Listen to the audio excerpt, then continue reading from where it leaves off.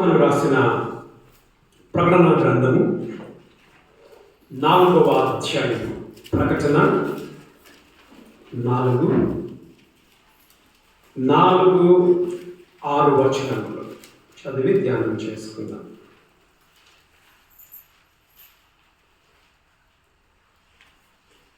సరే, ఈ వాక్యమును మనము ధ్యానం చేస్తున్నప్పుడు 4వ అధ్యాయంలో మనం చూస్తే అక్కడ మనకి తరచుగా మనకు కనిపించే మాట ఏముంది?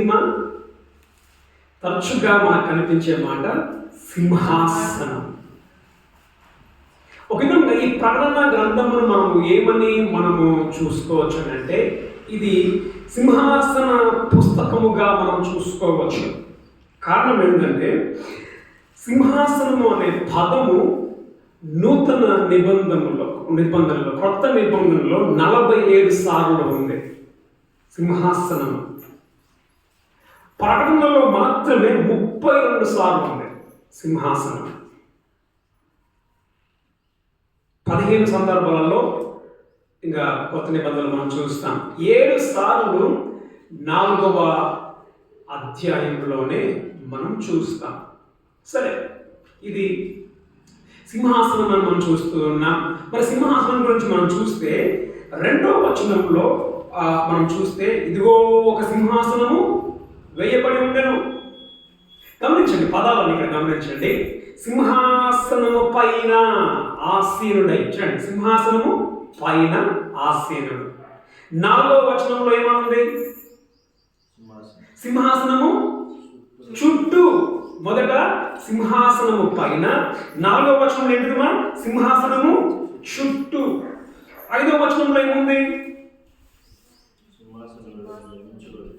సింహాసనము లో నుండి, అంటే సింహాసనము బయటికి అని మనం చూస్తున్నాం. అవుట్ ఆఫ్ ద థ్రోన్ అని ఇంగ్లీష్లో ఉంది. సింహాసనము వెలుపల. 5వ వచనం 2వ భాగంలో ఏముంది? సింహాసనము ఎదుట. 6వ వచనంలో కూడా ఏముంది? సింహాసనము ఎదుట. తర్వాత మళ్ళా 6వ వచనంలో ఏముంది? సింహాసనము మధ్యలో. తర్వాత సింహాసనము చుట్టూ. ఇప్పుడు మనం ఏం చూస్తున్నాము? సింహాసనం పైన, సింహాసనం చుట్టూ, సింహాసనం వెలుపల, సింహాసనం దగ్గర, సింహాసనము మధ్యలో.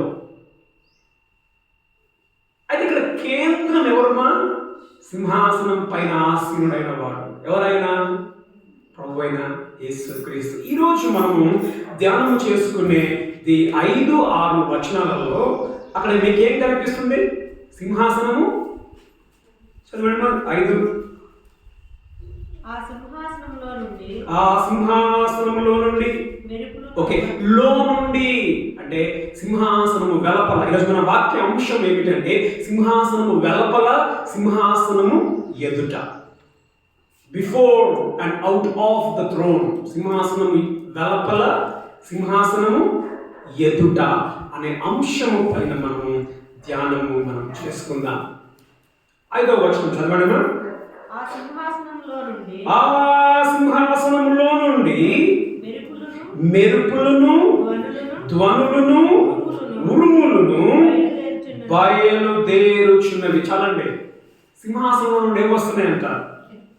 మెరుపులు, ఉరుములు, ధ్వనులు వస్తున్నట్టు మనం చూస్తున్నాం. ఎంతమందికి మెరుపులు వర్షం పడుతున్నప్పుడు ఇవన్నీ వచ్చేవి? ఏమి వస్తాయమ్మా?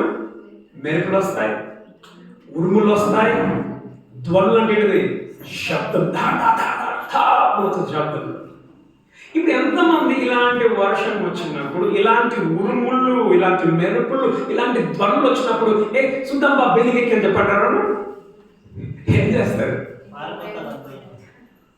లోపల చెప్పంటాం మనం కదా. కారణం ఏంటి? భయం. ఇది చాలా భయంకరమైనవి ఈ మెరుపులు అనేటివి.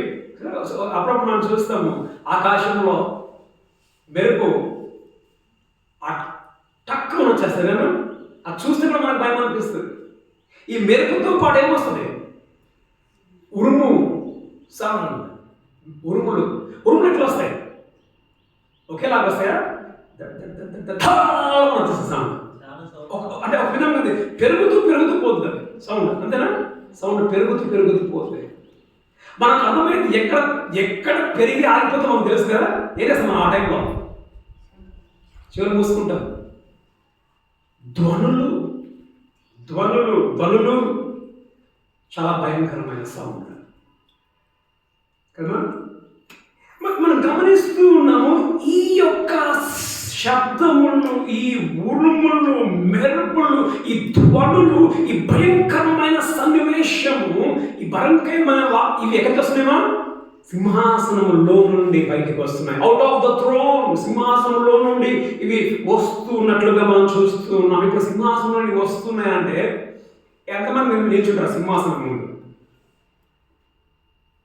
ఎంతమంది నిల్చొని ధైర్యం చేస్తారు? ధైర్యమా? ధైర్యం కాదు మనకి, ఎందుకంటే భయంకరం. మనం గమనిస్తే దేవుడు మోషేకి సీనాయి పర్వతం మీదకి ఎక్కి రమ్మని చెప్పి అన్నప్పుడు మోషేకి దేవుడు ఏమి ఇచ్చినమా? శాసనములు ఇచ్చాడు. శాసనములు ఇచ్చినప్పుడు దేవుడు ఆ కొండ మీదకి దిగి వచ్చినప్పుడు ఏం జరిగిందో చదవండి. మనం నిర్గమకాండము 19వ అధ్యాయం 16 నుండి 18 వచనం చదవండి. మనం నిర్గమకాండము 19లో 16 నుండి 18.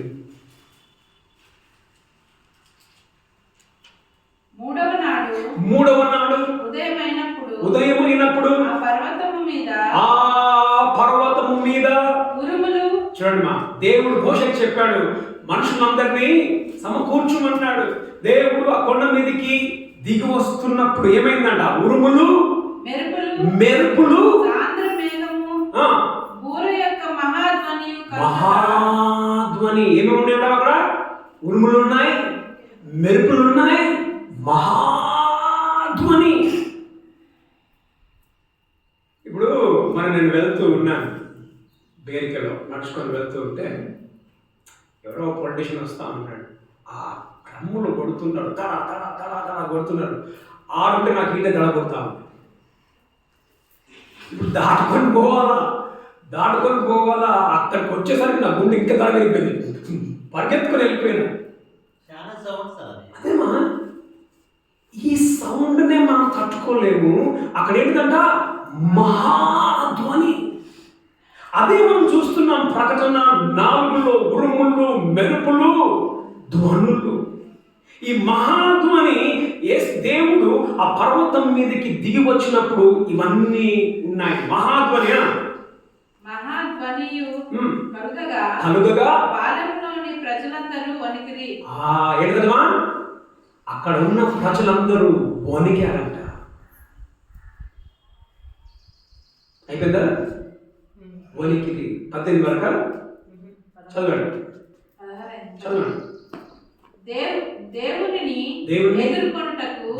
దేవునిని ఎదుర్కొనుటకు ప్రజలను బయటికి రమ్మని చెప్పి అన్నాడు. ఇళ్ళలో నుంచి వారు పర్వతము దిగువ నిలిచి యెహోవా అగ్నితో సీనాయి పర్వతం మీదకి దిగి వచ్చినందున అదంతయు ధూమమయమై ఉండెను. దాని ధూమము కొలిమి ధూమము వలె లేచెను. పర్వతమంతయు మిక్కులి కంపించెను. అయిపోయింది కదా. దేవుడు శాసనములను మనుషులకు, తన ఆజ్ఞలను మనుషులకు ఇచ్చేటప్పుడు ఏమైంది? ఉరుములు, మెరుపులు, ధ్వనులు మనం చూస్తున్నాం. కాబట్టి దేవుడు ఎప్పుడైనా మనుషులను కలిసినప్పుడు అదేంటి? ఒక విధంగా అది భయంకరమే. ఒక మనుష్యుడు దేవుణ్ణి చూడలేడు, చూసి బ్రతకలేడు. ఆయన పరిశుద్ధమైన వాడిగా ఉంటున్నాడు. కాబట్టి శాసనములను ఇచ్చినప్పుడు, ధర్మశాస్త్రమును ఇచ్చినప్పుడు ఆయన ఏ విధంగా అయితే ఉరుములు, మెరుపులు, ధ్వనులు కలిగినప్పుడు మనుషులు ఏ విధంగా అయితే భయపడ్డారో, ఇప్పుడు దేవుడు ఈ శాసనములను పాటించిన దానికి మనుషుల మీద ఉరుములు, మెరుపులు, ధ్వనులతో ఆయన ఏం చేస్తున్నా రాబోతూ ఉన్నాడు. గమనించండి, ధర్మశాస్త్రాన్ని పాటించమని ఇస్తున్నప్పుడే ఉరుములు మెరుపులు ధ్వనులు వచ్చినప్పుడు భయపడితే, ఈ ధర్మశాస్త్రం ఇచ్చిన దేవుని యొక్క ధర్మశాస్త్రాన్ని అతిక్రమించినప్పుడు దేవుడు ఉరుములు మెరుపులు ధ్వనులతో వస్తున్నప్పుడు మనిషి ఉండగలుగుతారమ్మా? వణికారప్పుడు. ఇది ఒక విధంగా ఇది ఏమి చూపిస్తుంది అని అంటే శ్రమల కాలంలో, మహాశ్రమల కాలంలోని పరిస్థితిని ఇది చూపిస్తూ ఉంది. దేవుని యొక్క ఉగ్రతను చూపిస్తూ ఉంది. సింహాసనము బయటికి వస్తూ ఉన్నాయి, సింహాసనం వెలపల. చదవండి మా ప్రకటన 8:5. ఆ దూత ధూపార్తిని తీసుకొని బలిపీఠము పైనున్న నిప్పులతో దానిని నింపి భూమి మీద పడవేయగా ఉరుములు ధ్వనులు మెరుపులు భూకంపములు కలిగాను. ఉరుములు మెరుపులు ధ్వనులు భూకంపము కలిగాను. ఇది 7 ఏళ్ల శ్రమల కాలంలో జరగబోయే భయంకరమైన విషయం. ఉరుములు మెరుపులు ధ్వనులు. 11వ అధ్యాయం 19వ వచనం. మరియు పరలోకమందు దేవుని ఆలయము తెరవబడగా దేవుని నిబంధన మందసము ఆయన ఆలయంలో కనబడెను. అప్పుడు మెరుపులను ధ్వనులను ఉరుములను భూకంపమును గొప్ప వడగండ్లను పుట్టెను. 7 ఏళ్ల శ్రమల కాలంలో ఉరుములు మెరుపులు ధ్వనులు గొప్ప వడగండ్లు. 16వ అధ్యాయం 18వ వచనం. అప్పుడు మెరుపులను ధ్వనులను ఉరుములను పుట్టెను, పెద్ద భూకంపమును కలిగెను. మనుషులు భూమి మీద పుట్టినది మొదలుకొని అట్టి భూకంపము కలగలేదు. అట్టి మహాభూకంపము కలగలేదు. గమనించండి, సింహాసనం వెలుపల నుంచి భయంకరమైన సన్నివేశాన్ని మనం చూస్తూ ఉన్నాం. ఇది లోకం మీదకి రాబోతూ ఉంది. ఎవరైతే ఎత్తబడరో, ఎవరైతే విడువబడతారో వారి మీదికి దేవుని యొక్క ఉగ్రత ఆ 7 ఏళ్ల శ్రమల కాలంలో ఏం జరగబోతుందిమా? పడబోతూ ఉంటూ ఉన్నది. ఇప్పుడు సంఘం ఇక్కడ ఉందా? అయితే ఈ దేవుని ఉగ్రతను మనం ఎక్కడ చూస్తామంటే 6వ అధ్యాయం నుంచి 19వ అధ్యాయం వరకు దేవుని ఉగ్రతను మనం చూస్తాం. అయితే సంఘం ఇక్కడ లేదు. సంఘం ఎక్కడ ఉందో మనం చూసుకున్న దాని ప్రకారం ఎన్ని అధ్యాయాల సంఘము? 2-3 అధ్యాయాల సంఘం ఉంది. మళ్ళా 19వ అధ్యాయానికి పోతే మాత్రమే నీకు సంఘం కనిపిస్తుంది. అంటే సంఘము ఈ మహాశ్రమల గుండా, శ్రమల కాలంలో గుండా సంఘము వెళ్ళదు. మరి సాతాను ఎవరిని హింసించడానికైతే ఈ శ్రమల కాలంలో? ఎవరిని అంటే విడవబడిన వారిని, తర్వాత ఇశ్రాయేలీయులను. ఎందుకంటే శ్రమల కాలం ముఖ్యం ఎవరి కొరకు అంటే ఇశ్రాయేలు వాళ్ళ కొరకు. ఎందుకంటే ఇశ్రాయేలు వాళ్ళు ఇంకా ప్రభువు నమ్మాల, యేసు ప్రభువు నమ్మాల. వాళ్ళు 7 ఏళ్ల శ్రమల కాలంలో యేసు ప్రభుని దేవునిగా వాళ్ళు అంగీకరించేవారిగా వాళ్ళు ఉంటున్నారు. ఇప్పుడు ఎంతమందికి ఇష్టమైంది ఉరుములు మెరుపులు ధ్వనులు, సింహాసనం అవతలికి వచ్చేది? ఎంతమందికి ఇష్టమా? ఇంకో మనం చూస్తే ఇక్కడ ఎవరు చచ్చండి సింహాసనం అవతల అని మనం చూస్తున్నాం. ఎన్నో వచనము? 6వ వచనంలో సింహాసనం ఎదుట మనం చూస్తాం. ఇప్పుడు ఎదుట ఉన్న వాళ్ళు దగ్గర ఉన్నారా, అవతలకి దగ్గర ఉన్నది? ఎవరు దగ్గర ఉన్నారు? సింహాసనం అవతల అని చూస్తున్నాం. సింహాసనము దగ్గర వెలపట. ఇప్పుడు వెలపట ఉన్న దగ్గర ఉన్నట్ట, దూరం ఉన్నట్ట? సింహాసనం దగ్గర లేదు, సింహాసనము వెలపల. మరి సింహాసనం వెలపల ఎవరు ఉంటారు? చూడండి, మత్తయి సువార్త 8:12 వచనం. మత్తయి 8:12.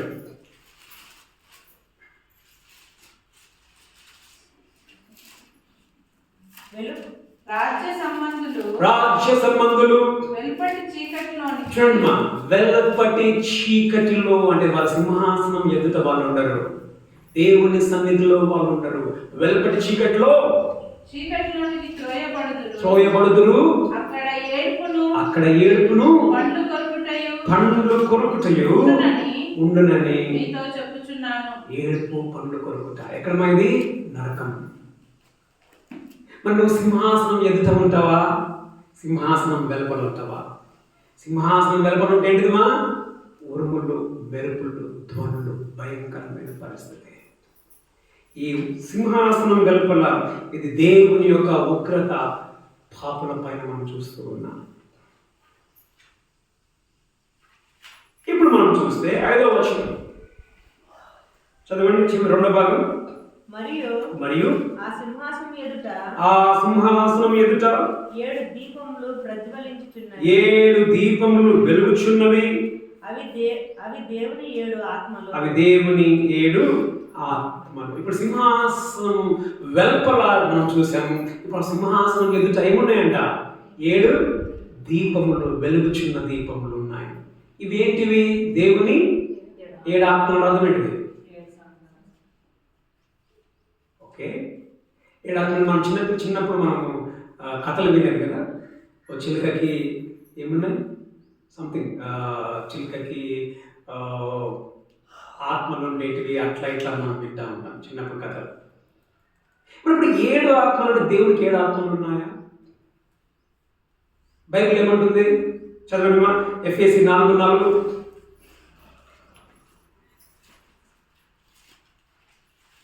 ఎఫెసీ 4:4.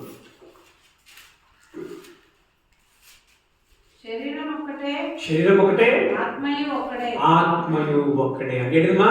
ఆత్మదేవుడు ఒకడే.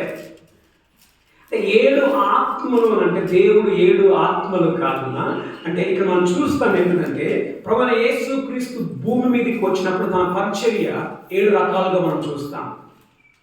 తన పరిచర్య 7 రకాలుగా. చదవండి మా, యెషయా 11:2-3.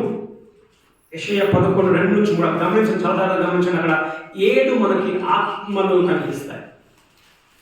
ఎఫెసీ క్షమించండి మా, యెషయా 11:2-3 చదవండి. యెహోవా ఆత్మ, చూడండి, యెహోవా ఆత్మ జ్ఞాన వివేకములకు ఆధారమగు ఆత్మ. అక్కడ 2 ఉన్నాయి. ఏమి ఉన్నాయమ్మా?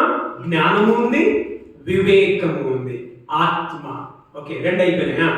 ఆలోచన బలములకు ఆధారమగు ఆత్మ. 3వది ఏంటిది? ఆలోచన.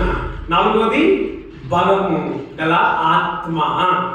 తెలివిని యెహోవా ఎడల, తెలివి 5వది అయింది. తెలివి, యెహోవా ఎడల భయభక్తులను పుట్టించు ఆత్మ. భయము, భక్తి. ఎన్ననేమా?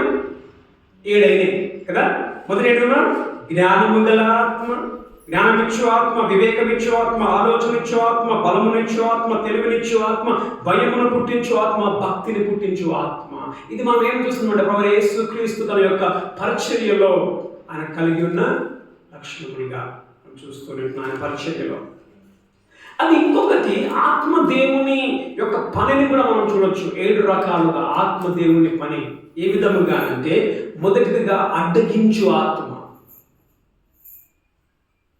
అడ్డగించు ఆత్మ ఏంటిది? పరిశుద్ధ భూమి మీదకి ఈ యొక్క శ్రమల కాలము రాకుండా ఉండడానికి సాతాను తన యొక్క పూర్తి అధికారమును తీసుకోకుండా ఆపేది ఏం చేసామా? ఏమాపుతుంది? దేవుని పరిశుద్ధాత్మ ఆపుతుంది. చదవమ్మా, ఎక్కడ తెస్సలోనిక 4 చూడండి, 2 తెస్సలోనిక 3 అనుకుంటూ చూడండి. 2 తెస్సలోనిక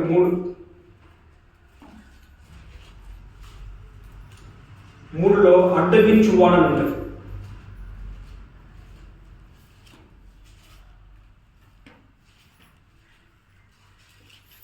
దొరికిందమ్మా?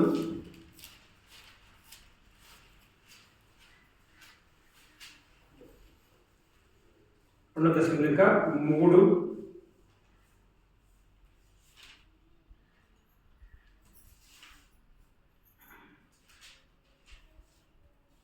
2లో ఆయన ఉంది. సరేమా, ఇది తర్వాత నేను మీకు చెప్తాను.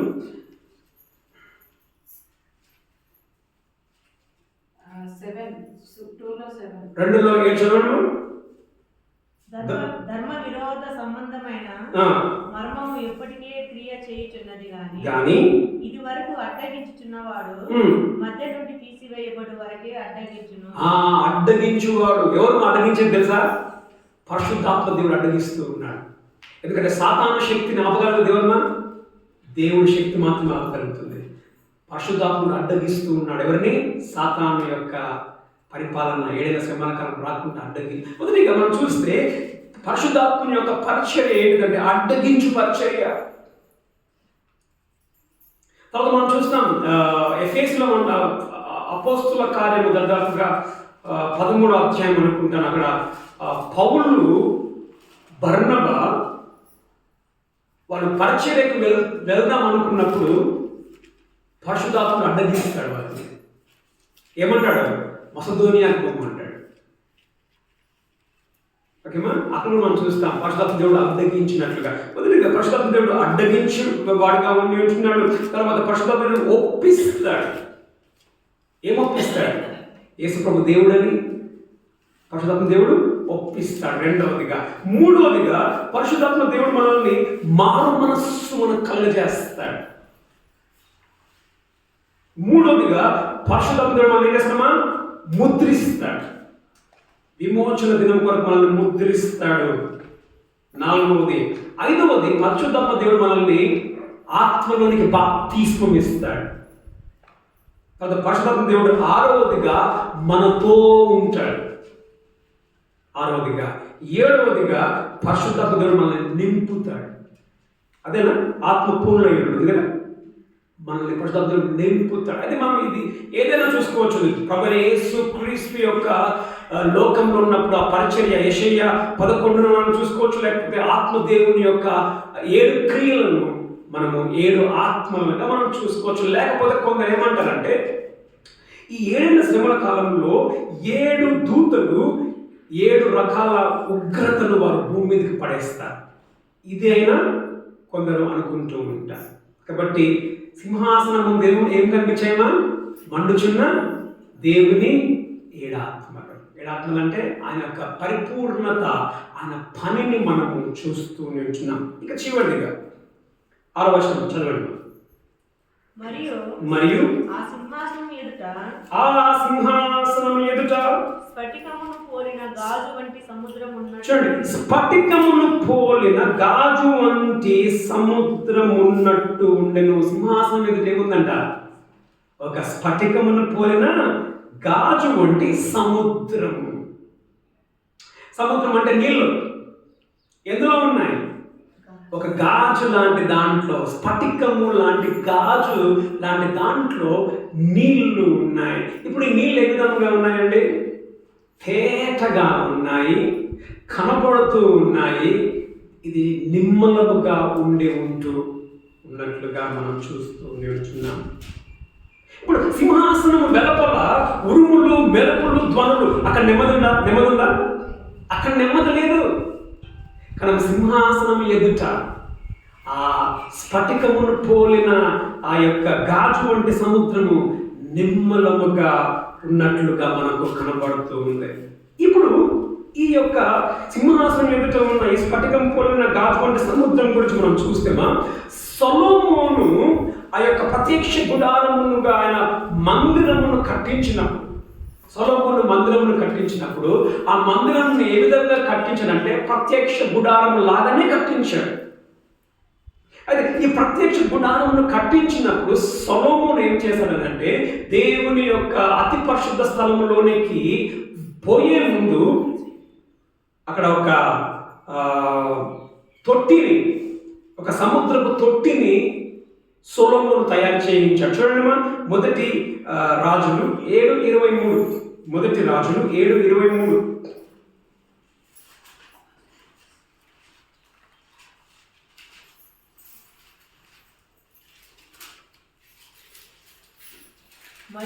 మరియు అతడు చూడండి పోత పనితో ఒక సముద్రమును చేసెను. ఏంటమ్మా? పోత పని. ఇక్కడే ఉంది. స్ఫటికమును పోలిన గాజు వంటి సముద్రము. అక్కడ సొలొమోను ఏం చేశాడు? పోత పనితో ఒక సముద్రమును చేసెను. అది ఈ తట్టుపై అంచు మొదలుకొని ఆ తట్టుపై అంచు వరకు 10 మూరలు. సరే అండి. పోత ఉంది అక్కడ. పోత అంటే ఏంటి? ఏమది అంటే ఏంటిది? ఇత్తడియా?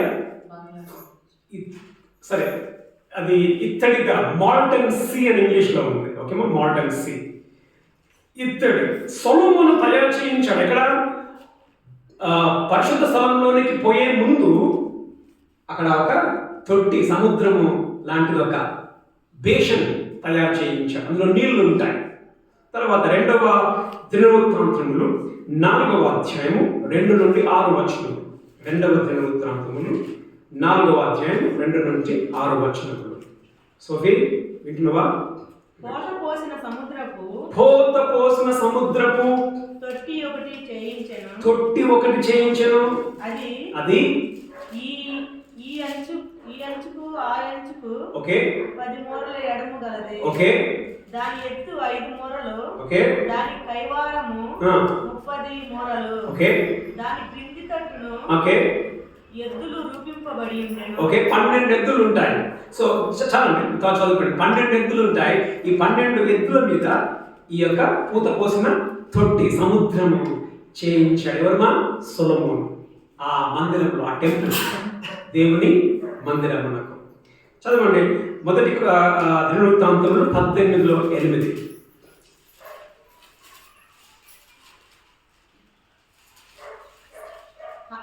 హదరేజరు యొక్క పట్టణములైన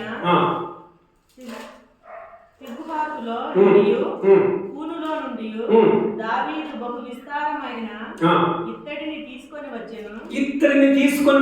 దావీదు దానితో సొలొమోను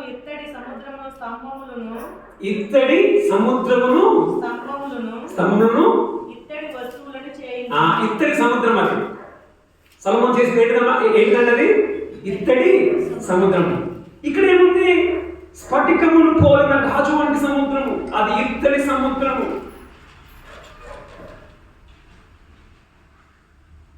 దేవుడు మోషేకి ప్రత్యక్ష గుడారమును ఏముంటాయమ్మా? ఎవరి దగ్గర బుక్ లేదు, పెన్ లేదు. అయిపోయినా నేను అడుగుతాను. ఓకేనా? రెఫరెన్స్ అడుగుతాను.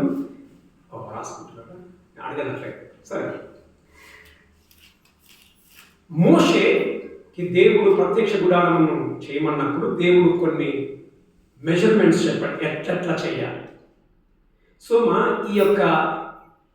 ఈ బేషన్, నీళ్ళు ఉండే ఈ బేషన్ ఎక్కడ ఉంటుందంటే చూడండి, ప్రత్యక్ష గుడారంలో ఎన్ని ఉంటాయి? 3. లాస్ట్ ఓకే, ఇక్కడ ఏంటిది? పబ్లిక్ వచ్చేది, కోర్ట్, మామూలు కోర్ట్ ఎంట్రన్స్, అక్కడ కోర్ట్. లోపలికి ఎంటర్ అయినప్పుడు నీకు వచ్చేది ఏంటమ్మా? పరిశుద్ధ స్థలం. దాని తర్వాత పరద ఉండి ఉన్న ఈ స్థలం ఏంటిది? అతి పరిశుద్ధమైన స్థలం. అయితే ఈ పరిశుద్ధ స్థలంలోనికి నువ్వు రాకమునుపు అక్కడ మనం బండ్లు పెట్టాం కదా, అక్కడ ఏముంటుందంటే ఈ ఇత్తడి సముద్రం ఉంటుంది. ఇత్తడి సముద్రం. చదవండి, నిర్గమకాండము 30వ అధ్యాయము 17 నుండి 21 వచనము. మరియు యెహోవా మోషేతో ఇట్లనెను, ఎందుకు ఆ ఇత్తడి సముద్రం అనంటే కడుగుకొనుటకు నీవు ఇత్తడితో గంగాళం అంటే ఏంటిది? తొట్టి, బేషన్. ఒక గంగాళమును ఇత్తడి పీటను చేసి ప్రత్యక్ష గుడారమునకు బలిపీఠమునకు, ఓకే, ప్రత్యక్ష గుడారమునకు బలిపీఠమునకు నడుమ దానిని ఉంచి నీళ్లతో నింపవలెను. మధ్యలో ఉండాలి, నీళ్లతో. ఎందుకు మధ్యలో ఉండాలి? అక్కడ ఈ యొక్క పరిశుద్ధ స్థలమునకు ఆ ఎంట్రన్స్ కి ఎందుకు మధ్యలో ఉండాలి? చదవండి. ఆ నీళ్లతో అహరోనును అతని కుమారులను తమ చేతులను కాళ్ళను కడుగుకొనవలెను. ఎందుకు మా నీళ్ళు అక్కడికి? అక్కడ ఎందుకు? నువ్వు ఎక్కడికి వెళ్తున్నావు? పరిశుద్ధ స్థలంలోనికి నువ్వు వెళ్తున్నావు. పరిశుద్ధ స్థలంలోనికి నువ్వు వెళ్ళే ముందు ఏం చేయాలా? నువ్వు కడుక్కోవాలా, శుద్ధీకరణ చేసుకోవాలి. నువ్వు పరిశుద్ధమైన దేవుని సమీపించబోతున్నావు కాబట్టి ప్రక్షాళన జరగాలి, నువ్వు శుద్ధముగా వెళ్ళాలి. అయిపోయిందండి. 21 వారు ప్రత్యక్షపు గుడారంలోనికి వెళ్ళినప్పుడును సేవ చేసి యెహోవాకు హోమ ధూపం నర్పించుటకు బలిపీఠం వద్దకు వచ్చినప్పుడును తాము చావక ఉండునట్లు నీళ్లతో కడుక్కొనవలెను. అయిపోయిందా? తాము చావక ఉండునట్లు తమ చేతులను కాళ్ళను కడుక్కొనవలెను. అది వారికి అనగా అతనికి అతని సంతతికి వారి తరతరములకు నిత్యమైన కట్టడగా నుండును. నిత్యమైన కట్టడ ఏంటిది? నిత్యమైన కట్టడ ఏంటిది? నీవు దేవుని సమీపించినప్పుడల్లా నువ్వు కడుక్కొని లోపలికి వెళ్ళాలి. చదవండి నిర్గమకాండము 40లో 30 నుంచి 32. నిర్గమ 40, 30 నుండి 32. మరియు యెహోవా మోషేకు ఆజ్ఞాపించినట్లు అతడు ప్రత్యక్షపు గుడారమునకును బలిపీఠమునకును మధ్య గంగాళమును ఉంచి ఒక బేషన్ను ఉంచి ప్రక్షాళన కొరకు దానిలో నీళ్లు పోసెను. దాని యొద్ద మోషేయు అహరోనును అతని కుమారులను తమ చేతులను కాళ్ళను కడుక్కొనిరి. వారు ప్రత్యక్ష గుడారంలోనికి వెళ్ళినప్పుడును బలిపీఠమునకు సమీపించినప్పుడును కడుక్కొనిరి. చాలండి. అంటే దేవునిని సమీపించినప్పుడల్లా వాళ్ళు ఏం చేసేది? శుద్ధీకరించుకొని దేవుణ్ణి సమీపించేందుకు వాళ్ళు చావకుండా ఉండున్నట్లు. ఇప్పుడు మనం చూస్తాం తీసేపడలేదు హెబ్రీ 4లో అని అంటాడు, కరుణాపీఠం యొద్దకు ధైర్యముగా మనం పోవచ్చు, కరుణా సింహాసనం దగ్గరకు. ఇప్పుడు మనం ప్రార్థన చేసినప్పుడు ఏ విధంగా ప్రార్థన చేస్తామండి? నీ ప్రార్థనలో మొదటి మాటలు ఏమొస్తాయి? అఫ్కోర్స్ కొన్ని మాటలు వచ్చేవి ఏమున్నాయి? దర్దాపు మనం చేసేది ఏంటిది? ప్రార్థనలో స్టార్టింగ్లో చేస్తాం, ఓకే, పరిశుద్ధ ప్రధానం చేస్తాం. తర్వాత అందరు పరిశుద్ధం అనుకోండి. మేమంతా మనం ప్రార్థన చేసినప్పుడు ఏం చేస్తాం? దేవా నన్ను క్షమించు అని మనం ప్రార్థన చేస్తామా చేయమా? ఎందుకంటే మనం పరిశుద్ధం కాదు. ఖచ్చితంగా మనం ప్రార్థన చేసినప్పుడు స్టార్టింగ్లోనే అది వస్తుంది కదా, ఏది? అయ్యా నన్ను క్షమించు అని మనం ప్రార్థన చేస్తాం. ఇప్పుడు ఈ పరలోకంలో ఆ సింహాసనము ఎదుట స్ఫటికమును పోలిన గాజు అంటే సముద్రము అంటే అక్కడ ఇత్తడి సముద్రం లేదు. అక్కడ ఇత్తడి సముద్రం ఏమైందండి? స్ఫటికమును పోలిన గాజు వంటి సముద్రం అంటే ఏంటిది? తేటగా ఉన్నది అని అంటే అర్థం ఏంటో తెలుసమ్మా? నీవు ఇక దేవుని దగ్గరికి నువ్వు వెళ్ళినప్పుడు మాటికి నువ్వు కడుక్కునే పని లేదు. నువ్వు మాటికి నీ పాపమును కడుక్కునే పని లేదు.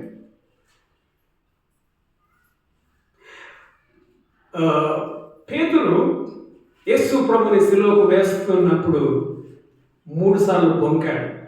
బొంకినప్పుడు ఏమైందండి? కోడి కూసినప్పుడు పేతురు ఏం చేశాడు? దేవుడు యేసు ప్రభు ఏం చేశాడు? పేతురుని ఇట్లా చూశాడు. పేతురు గుండె పగిలిపోయింది. అక్కడ దేవుడు మనల్ని చూడట. ఎందుకుమా? మనము ఆయన వల్లే మనం మారిపోతాం. మనం మాటికి మన పాపములను ఒప్పుకునే అవసరత అక్కడ ఉండదు.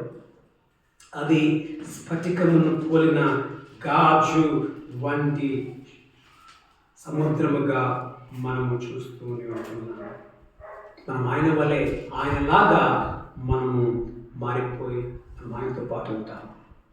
ఇక్కడైతే ఏం చేయాలి? పోయినప్పుడల్లా కడుక్కోవాలి. అది మనకి మంచి అలవాటు కదా, చాలా మందికి అలవాటే కదా. ఈ ప్రార్థన ఏ ప్రార్థన చేస్తాం, మళ్ళీ ఏమంటాం? దేవా నన్ను క్షమించు, అంతనే కదా? నిజమా కదా? చేస్తామా చేయమా? ఇప్పుడు ఆదివారం కూడా ఎక్కడికి పోవాలి? గాయత్రి చర్చికి పోవాలి. తెలుసు, నువ్వు రావు, ఏం చేస్తావు? దేవా నన్ను క్షమించు, వచ్చే వారం పోతా. ఇంకా వారం అంతా అదే ప్రార్థన. ఏ ప్రార్థన? దేవా మొదటి ఆదివారం ప్రార్థన ఏమని? దేవా నేను పోలే, వచ్చే వారం పోతా. సోమవారం వచ్చింది దేవా నేను పోలే, వచ్చే వారం పోతా. మంగళవారం వచ్చే వారం 5 దేవా ఇంకా 8 దినాలు ఉన్నాయి. 8 దినాలు ఇంకా 3 దినాలు ఉన్నాయి. ఇంకా 3 దినాలు దేవా నేను పోతా. శనివారం వచ్చింది దేవా ఇంకా రేపు పోతున్న దేవా నన్ను క్షమించు. ఆదివారం వచ్చింది మళ్ళా అదే పని. ఏ పని?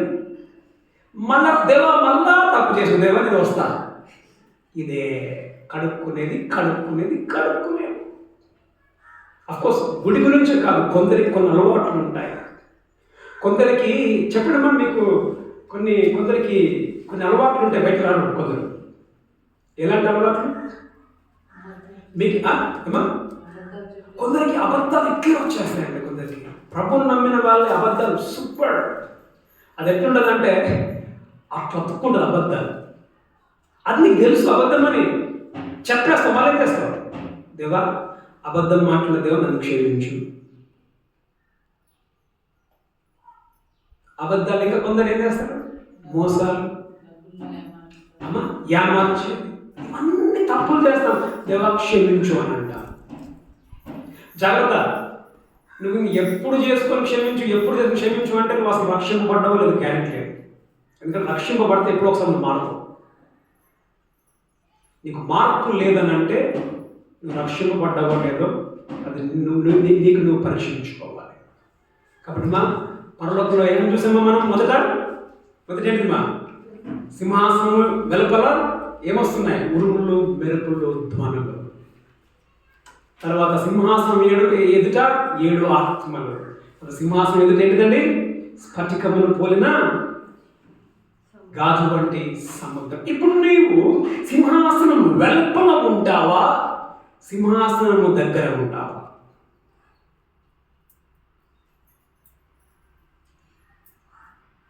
సింహాసనము వెలుపల ఏంటిదండి? ఉరుములు, మెరుపులు, ధ్వనులు, భయంకరం. సింహాసనం ఎదుట ఏంటిదండి? సమాధానం, నెమ్మది. ఆయనతో మనము ఆయన వల్లే మనం ఉంటాం.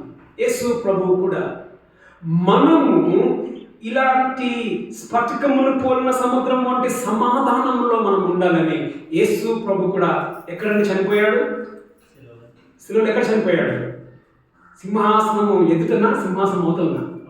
సింహాసనం అవతల యేసు ప్రభు మన పాపం గురించి చనిపోయాడు. ఈ సింహాసనం అవతల యేసు ప్రభు మన పాపంలో కొరకు చనిపోయినప్పుడు యేసు ప్రభు ఏమైంది? ఇదే ఉరుములు, మెరుపులు, ధ్వనులు. ఏంటిది ఈ ఉరుములు, మెరుపులు, ధ్వని ఏంటిది? అక్కడ ఉరుములు, మెరుపులు, ధ్వనులు మనం చూడాల. కానీ యేసు ప్రభు ఏమని కేకేశాడు? నా తండ్రి, నా దేవా, నా చెయ్యి ఎందుకు విడిచిపెట్టావు? శబ్దం వచ్చిందమ్మా? శబ్దం వచ్చిందా? శబ్దం రాలే. కొన్ని సందర్భాల్లో నిశ్శబ్దము కూడా భయంకరమే. శబ్దము భయంకరమే, నిశ్శబ్దము కూడా భయంకరమే. యేసు ప్రభు నిన్ను నన్ను ఆయన సింహాసనం ఎదుట ఉంచడానికి, ఆయన సింహాసనం అవతల తండ్రికి దూరముగా మన పాపంలో కొరకు సిలువలో చనిపోయాడు. ఇప్పుడు నువ్వు ఎక్కడున్నావు? రెండిట్లో. నువ్వు రేపు పొద్దున యేసు ప్రభు వచ్చినప్పుడు సింహాసనం వెలుపల ఉంటావా, యేసు ప్రభు వచ్చినప్పుడు సింహాసనం ఎదుట నీవు ఉంటావా? మరి సింహాసనం ఎదుట ఏం చేయాలండి? ఏం చేయాలి?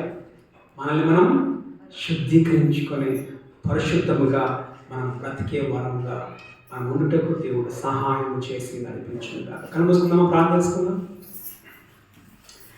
కృపా సత్య సంపూర్ణమైన మా ప్రియ పరలోకమందున మా తండ్రి, జీవం కలిగిన దేవా, నీకు వందనములు. నీ వాక్యం మేము విన్నాం. సింహాసనము వెలుపలికి ఉరుములు, మెరుపులు, గొప్ప ధ్వనులు వచ్చినట్లుగా మేము చూస్తూ ఉన్నాం. అవునాయన, ఎంతో భయంకరమైన సన్నివేశం ఆ యొక్క సింహాసనము వెలుపల మేము చూసి ఉంటున్నాం. అందుకని ఒకవేళ మేము ఎత్తబడకపోతే మనుషుల మీదకి ఉగ్రత రాబోతుంది. ఉరుములు, మెరుపులు, ధ్వనులు, భయంకరమైన ఆ యొక్క 7 ఏళ్ల శ్రమల కాలంలో గుండా ప్రభావ మీరు మనుషుల మీద మీరు ఉగ్రతను మీరు ప్రభావ మీరు పోయినై ఉంటూ ఉన్నారు. ప్రభావ మేము ఆ గుంపులో ఉండే వారంగా కాకుండా సహాయం చేయండి. ధర్మశాస్త్రాన్ని మీరు ఇచ్చినప్పుడే ప్రభావ ఉరుములు, మెరుపులు, ధ్వనులతో మీరు మనుషులను ఎదుర్కొని ఉంటున్నారు. ధర్మశాస్త్రం ఒకవేళ మేము తెంపేసినట్లయితే, నీ వాక్యానికి అవిధేయులుగా ఉన్నట్లయితే, అదే ఉరుములు, మెరుపులు, ధ్వనులు, అదే భయంకరమైన సన్నివేశంలో మేము ఉండబోతూ ఉంటున్నాం. ఎప్పటికీ నీ వెలుపటి చీకటిలో నరకంలో ఏడుపు పన్ను కొరుకుట నీకు వెలుపల ఉండబోతూ ఉంటున్నాం. ఆ విధంగా ఉండకుండా మాకు సహాయం చేయండి. మేము నాయన స్ఫటికమును పోలిన గాజు వంటి ఆ యొక్క సముద్రం పోలి ప్రభా ఆ యొక్క నెమ్మదిలో నీ ముందు ఉండే వారముగా మేము జీవించడానికి సహాయం చేద్దాం ప్రభా. ఎప్పుడూ మేము ప్రభా మరి మనుషులంగా ఉన్న రీతిగా ఎప్పుడు మా పాపములను మేము కడుక్కునే వారంగా ఉండి ఉంటున్నాం. ప్రభా నీ కృపను బట్టి నీ ఎదుట మేము ఉండనప్పుడు ప్రభా ఎప్పుడు ఇక మేము మా పాపం ఒప్పుకునే పరిస్థితి లేదు. ఎందుకంటే మేము నీ వల్లే నీతో ఎప్పటికీ ఉండబోతూ ఉంటున్నాం ప్రభా. మేము ఆ విధంగా శుద్ధీకరంగా ప్రభా మేము పరిశుద్ధంగా మేము జీవించటకు మాకు సంఘమునకు దయచేసి నడిపించింది. సింహాసనం వెలుపల ఉండే వారంగా కాక సింహాసనం ఎదుట నీతో ఉండే భాగ్యమున కృపను మాకు దయచేసి నడిపించమని ప్రార్థిస్తాం. నీకే వందనములు స్తుతులు స్తోత్రములు చెల్లించి మా ప్రభువును రక్షకుని యేసుక్రీస్తు నామములో ప్రార్థించి అడిగి వేడుకొనుచున్నాం మా ప్రియ పరలోకపు తండ్రి. ఆమేన్. తండ్రి యొక్క కుమారుని యొక్క పరిశుద్ధాత్మ దేవుని యొక్క అన్య సహవాసం కుడిషి మనందరికీ ఇప్పుడు ఎల్ల సదాకాలం తోడై నడిపించును గాక.